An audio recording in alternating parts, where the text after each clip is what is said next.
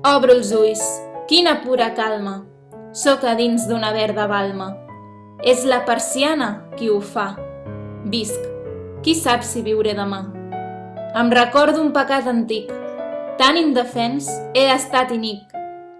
Oh, gràcies, Déu, per ta dolcesa i per ta espera desatesa. I l'aura nova de frescor damunt l'estòlit pecador. Saltirona al lluny la tartana, un dolç somriure m'encomana. Tot just la mar s'ha coronat de sos primers nimbes taronges.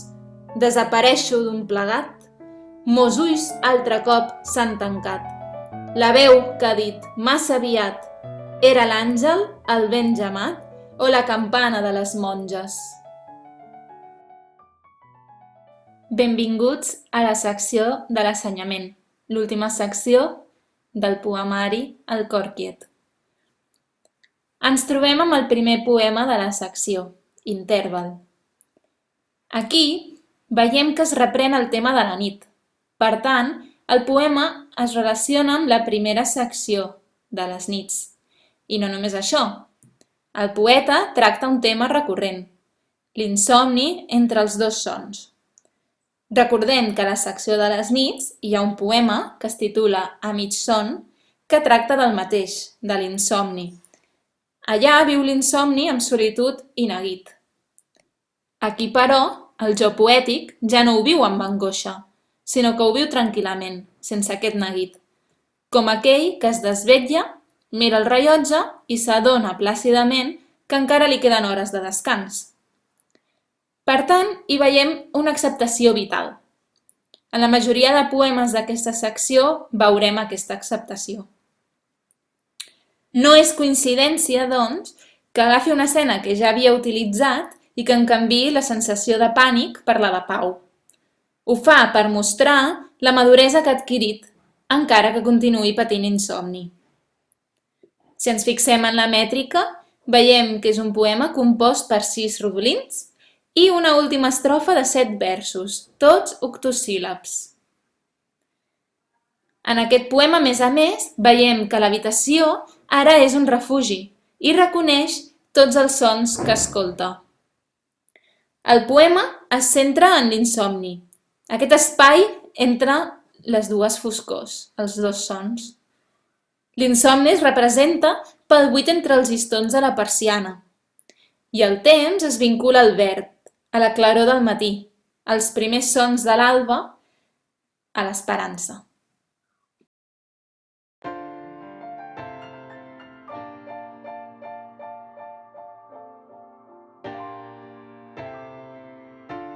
Casa sense ningú, casa faresta. És bròfec en la nit el teu desús. M'has fet girar la testa. Per què m'atreus i quin missatge em dus? Oh, tu, negra amenaça redreçada, on cap finestra encesa no somriu, tan tancada i barrada, tomba immensa d'un atri sens caliu? S'acala de ton ràfec la visera, l'herba creix en el porxo taciturn, ploren tos arbres en el vent nocturn i xiula l'espitllera. Tu, devastada de dolçors humanes, sens cap memòria ni frisor gentil, fores, amb flors a totes les baranes, casa de nuvis en un temps d'abril. Va haver-hi fresses a la teva escala, d'envejosos, d'amants, de tafaners, música i riures a la teva sala, i corredisses en els teus vergers.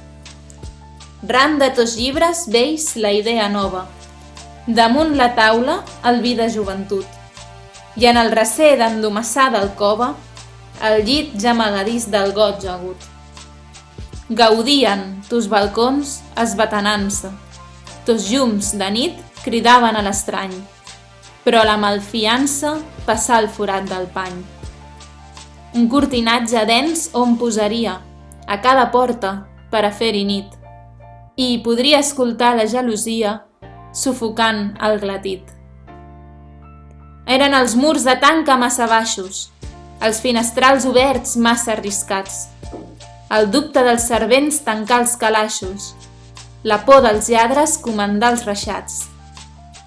Semblava, pel de fora, cada passa, una incerta amenaça del carrer, i semblava el silenci una amenaça, espera d'altra passa que ja ve. Tot es barrava, al vespre a consciència, tement que no hi hagués, de l'ombra al mig, les emboscades de la intel·ligència i l'estranya escomesa del desig. Van apagar-se, en el costum, els besos. Va néixer entre cauteles la buidor, i ja van veure en solitud, opresos, com un abisme a l'esdevenidor. Ells vigilaren sense defallences, i tot ho cuirassaren, i a la fi, ben enllestides totes llurs defenses, els va fer por la casa i van fugir. Si ens fixem en l'estructura mètrica del poema, veiem que és un dels poemes més llargs del llibre. Està compost per 13 quartets. La majoria són de versos decasíl·labs, tot i que en algunes estrofes s'hi cola un vers hexasíl·lab.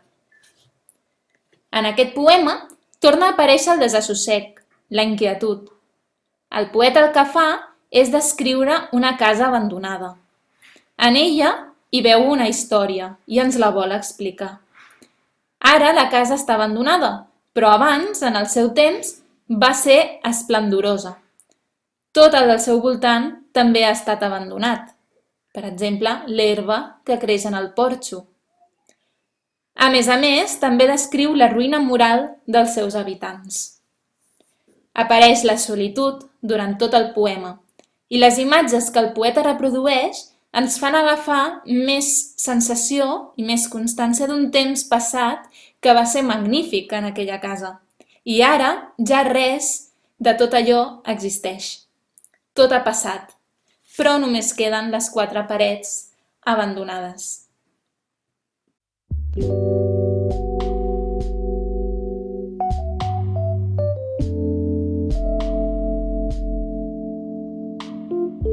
Te n'has sentit de totes, oh contrarietat, tu, que la troca embulles i trenques el filat, i ram de la victòria trabuques el guerrer, i en la pujada entolles el carro al carreter.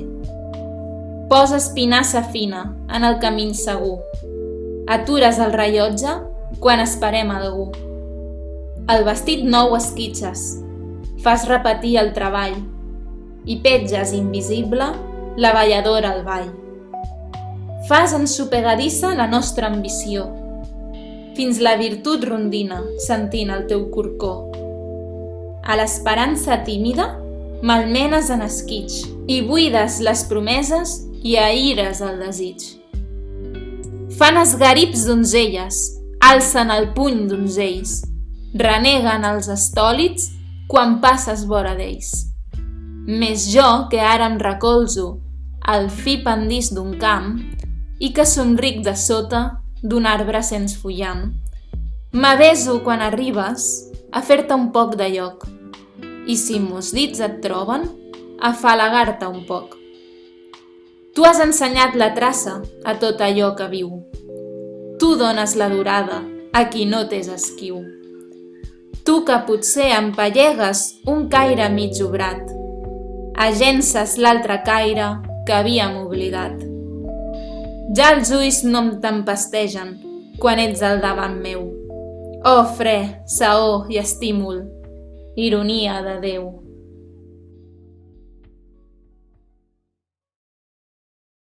Aquest també és un dels poemes més llargs de tot el llibre. Trobem 12 quartets amb una combinació de versos de 6, 5 i 7 síl·labes, d'art menor, on es combina la rima sonant masculina i femenina. En aquest poema hi trobem la contrarietat personificada. Què fa? Doncs la contrarietat el que fa és provocar destorbs en la vida de la gent. El poema el que pretén és fer-nos veure que hem d'aprendre a conviure amb aquesta contrarietat. La contrarietat és present en molts moments de la vida, fins i tot en els moments que ja són difícils de per si. Per tant, la contrarietat el que fa és fer pitjors aquests moments. Per exemple, això ens ho indica a la tercera i a la quarta estrofa. A la sisena veiem com també perjudica l'esperança i treu el desig. A partir de la setena estrofa veiem l'efecte que té la contrarietat sobre les persones, i veiem com les desquadra. Cap al final comencem a veure com se sent el poeta i com sent ell aquesta contrarietat, com l'accepta i com la supera i aconsegueix que no l'estorbi. Veiem, doncs, com estem exposats a la contrarietat i com influeix en les accions que prenem. I només acceptant-la podrem estar tranquils.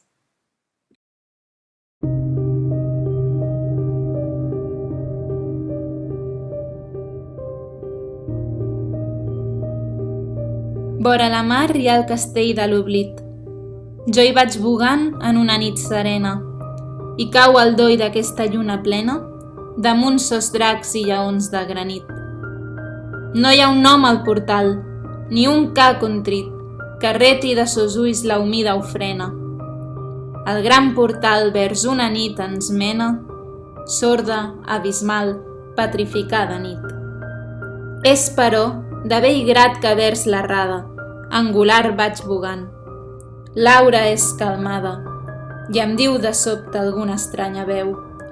Només sent un batec d'eixes estàtues, qui tot dret, sense anells ni plomes fàtues, puja amb l'ombra gegant de son menyspreu. Amb l'anàlisi d'aquest poema arribem al final de la secció. Si ens fixem en la seva estructura mètrica, el poema és un sonet. Té 2 quartets i 2 tercets, de versos decasíl·labs. La rima és consonant i s'alterna la rima masculina amb la femenina. En els tercets, els 2 primers versos són femenins i l'últim és masculí. En aquest poema trobem l'oblit personificat, que té un castell arran de mar que el poeta visita de nit i hi arriba en la barca del somni. Carner, doncs, torna a situar-se en la nit i en l'àmbit del misteri, com en el poema nocturn de la primera secció de les nits. A la primera estrofa ens situa el poeta remant durant una nit serena i al costat hi ha el castell de l'oblit. Es veu reflectida la llum de la lluna damunt els dracs i lleons de granit que formen part del castell. En la segona estrofa no hi ha nom al portal, veiem, ni cap gos penedit que entregui com a ofrena les seves llàgrimes. El gran portal ens porta cap a una nit sorda, abismal i petrificada.